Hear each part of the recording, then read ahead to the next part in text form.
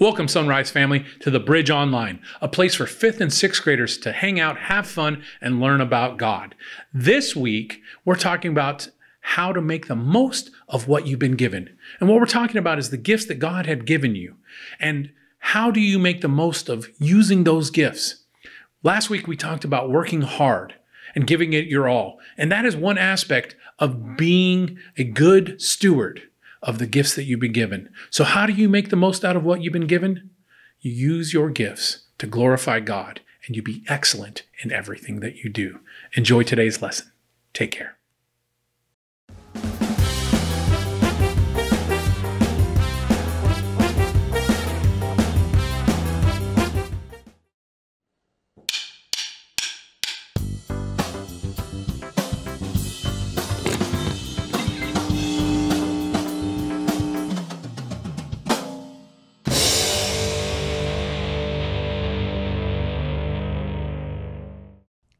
What do you have? No, I'm not talking about the money you have in your piggy bank, or how full your closet is, or even whether you own the latest gaming system. I'm talking about the things that each of you has been given by a generous God who loves you more than you could imagine. God has given you time. Time that you can waste, or time that you can use wisely. Sure, I can help for an hour. Be right there. God has given you words. Words you can use to hurt someone. I cannot believe you! Or to make someone's day. Way to go, you rocked it! God has given you unique talents and abilities. Gifts you can ignore, or gifts that you can grow. Yes, God has trusted you with so much, and He's with you every step of the way to help you use it wisely. When you show that you truly can be trusted with what is expected of you, others can see God at work in you. And that's why responsibility is an amazing way to worship God with your life. Because worship is about more than just singing loud. It's all about living loud.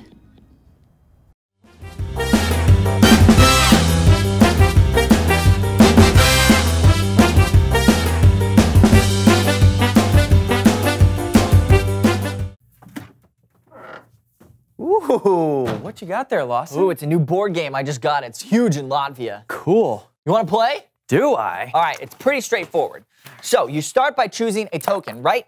Now, the green token has a different power than the orange one because green token has the ability to roll again every single time you roll a 4. Now, the orange player can only carry one antique at a time. Each antique has a special, unique ability. You get to add one move to your turn unless you roll a prime number. So, next up, the red token right here gives you the power to scapegoat one other person. Now, the blue token gives you the ability to carry water. Now, to start the game, you need to roll 2 ones. Right, so now we already mentioned a couple different regions of the board, like the Prairie of Inexplicable Darkness and the Desert of Forgotten Dreams, but there's also the Sea of Our Desalinated Tears and the Echo Chamber of Our Lesser Angels. Now, you can move by rolling the dice, drawing a card. Now, are you ready to play? Here we go. Oh, so close. All right, your turn.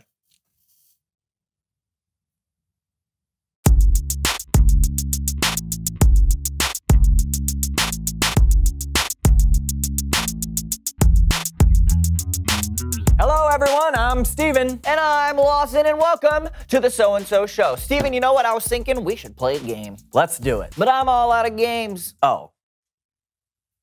So please welcome someone who knows stuff. Woohoo!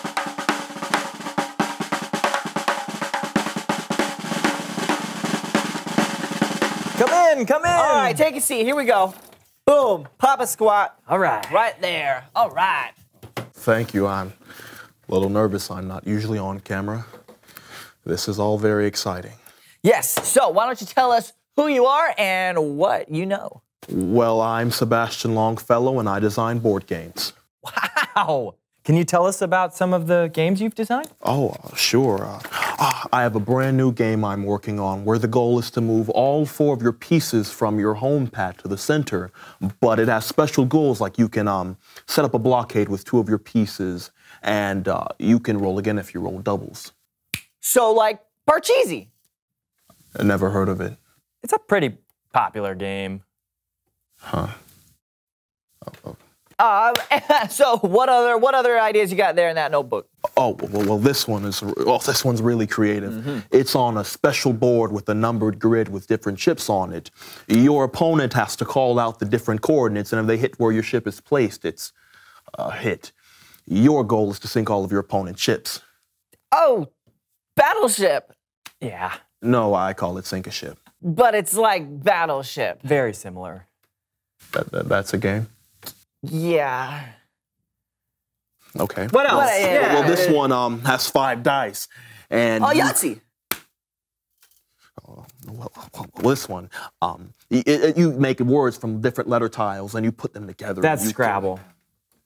I think that's where you're going. Okay, with that. well, this one can be played anywhere. It's a 3x3 grid, and you make X's and O's, and then Tic-tac-toe.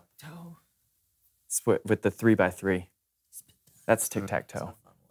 Someone is stealing my ideas. Hey, it's okay. Don't worry about it. Clearly, you've got a talent for coming up with board game ideas. You just have to come up with an idea that no one's ever tried before. So, let's come up with a theme. Yeah. What is a good theme for a board game? Clowns. Okay, yeah, clowns. Clowns! Sure. So, okay, you come up with a clear goal for the clowns. What's a good kind of like a theme that they have to, a goal that they have to work towards? Let's say they have Fit to. 10 of their friends in a car. Yes. Okay. Exactly. Yes. Yes, Okay. Perfect. Yes, I actually like that. That's special. There's a simple and direct goal everyone is trying to accomplish. Yes. And then you would layer in different objectives and obstacles like an escaped lion, a heckling child, or banana peels of varying sizes. Now you've got it. Yeah. Okay. Wait. Has anybody made that game yet?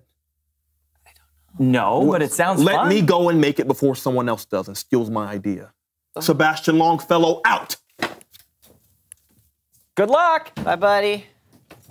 Fun with your clowns. I'd play that game. Do you want to invent it before he does? Stop. Okay, sorry.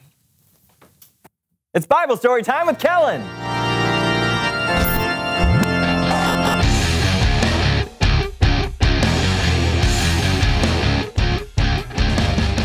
Kellen. What's up, guys? Not much. What do you got for us today?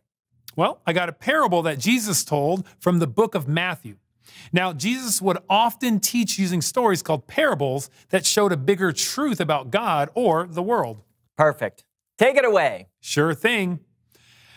And here to help me today are the So-and-So Show players. Why?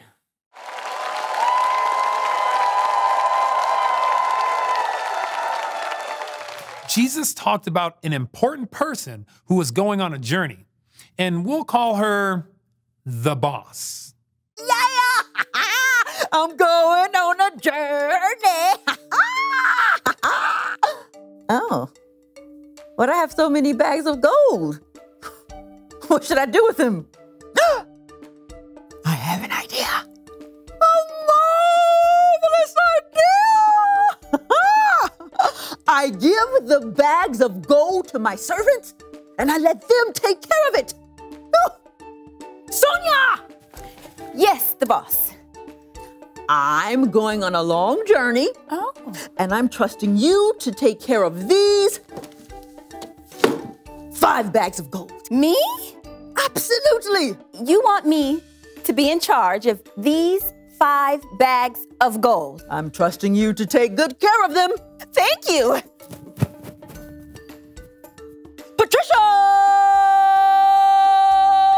Patricia! Yes, the boss? I'm going on a long journey, and I'm putting you in charge of these 2 bags of gold. Me? Exactly. You want me to be in charge of these 2 bags of gold? Your fortune? Your wealth? I trust you to take good care of them. Yes! Of course. Blanche! Yes. Yes, boss. I'm going on a long journey, and I want you Yes. to be Yes. in charge Yes. in charge of this 1 bag of gold. Me? Yes. I trust you to take good care of it. And now, I'm off! What am I supposed to do with this?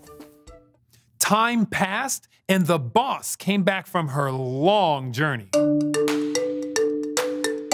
Let's see what happened to my fortune. Sonia! The boss, you left me in charge of these 5 bags of gold. And? And I took it and turned it into these 5 bags. That's amazing!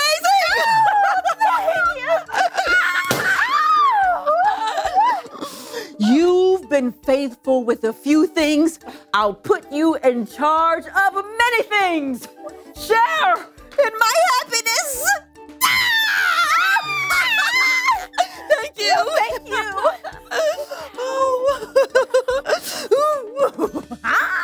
Patricia! Boss, you trusted me with 2 bags of gold, and I turned it into 2 more bags of gold.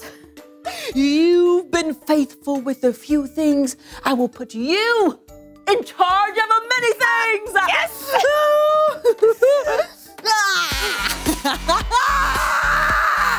Come, share in my happiness. Thank you. Thank you. This is so good. Blanche! Blanche? Hey, the boss. And you're pretty, you're tough, so I was scared of this responsibility, so I took your gold and I buried it in the dirt. I kept it safe. So here's your 1 bag of gold. You knew I was tough, and you did nothing with my money.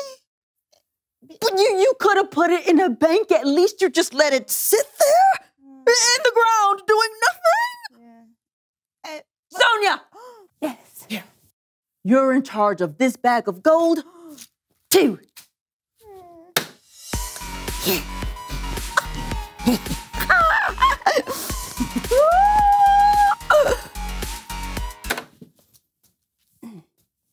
What are you doing? Dancing.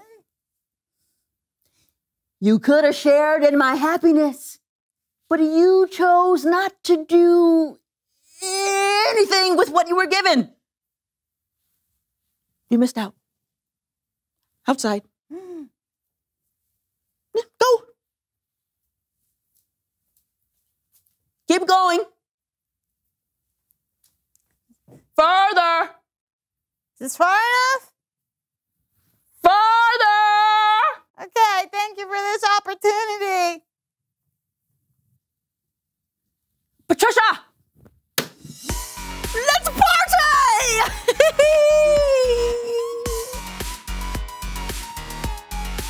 The end. Great story, Kellen. Yeah, I learned a lot. Like, maybe I shouldn't have buried that bag of bicentennial quarters my Aunt Matilda gave me. Maybe not. But remember, a parable is more than just a story. There's a deeper meaning. So it's not just about burying money? No. I think this story teaches us that God has given us so much. Now, maybe he hasn't given us money or bags of gold, but he has given us talent and creativity and energy and strength. And we can use what God has given us to tell others about him or to show God's love. We shouldn't keep the gifts God has given us to ourselves. They're meant to be shared. That's great. Thanks, Kellen. No doubt. I'll see you guys later. Later. Bye, Kellen. Great story. Yeah, and it helped us learn another rule of life. Make the most of what you've been given. That's a good rule. Sure is. Hey, will you call me the boss? Absolutely not. Okay, then. Reveal the question! How can you use what you've been given? Right, because we've all been given something. Talent, intelligence, love. This shovel, bags of bicentennial quarters. That too. Talk about it with each other. How can you use what you've been given? And we'll see you next time on The So-and-So Show. Got it. Do it. Let's Do see it. you guys at home can see it. Do it. That's not 20. I got him! That's like 10. I got him! Me too! I'm gonna catch yours, you catch my. Okay, I can't even put it on my arm. so I'm gonna go that way, you go this way. I'm gonna go to my right, Yeah. your left. Okay. And you go to your north-southwest degrees. Okay. And go 1, 2, 3. Did you Got it! Wow!